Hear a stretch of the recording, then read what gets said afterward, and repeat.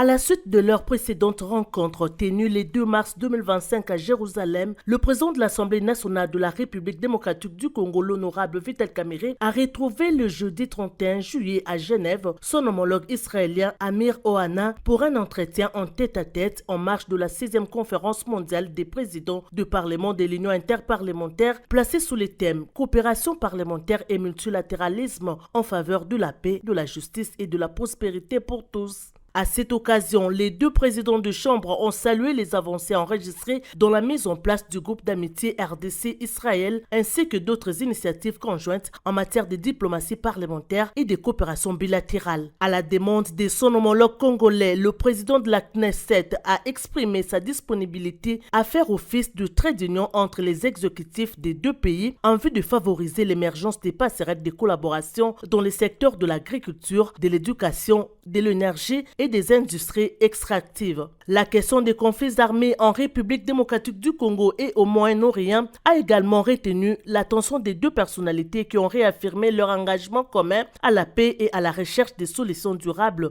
aux crises qui affectent leur peuple. Ils ont souligné certaines similitudes structurelles entre les deux conflits, lesquels appellent une mobilisation internationale accrue ainsi qu'une lecture lucide et concertée des enjeux sécuritaires régionaux au regard de leurs répercussions sur la stabilité globale. Les deux parlementaires se sont accordés sur la nécessité de capitaliser les acquis de cette 6e conférence mondiale des présidents du Parlement, en particulier en ce qui concerne les défis sécuritaires propres à chacun de leurs pays. À cet effet, une mission parlementaire de la Knesset à Kinshasa a été envisagée. Peu avant de quitter Genève, le président de l'Assemblée nationale Vital Kamerhe a assisté à la session marquant la clôture de la 6e conférence mondiale des présidents des parlements dont la prochaine session se tiendra en 2030.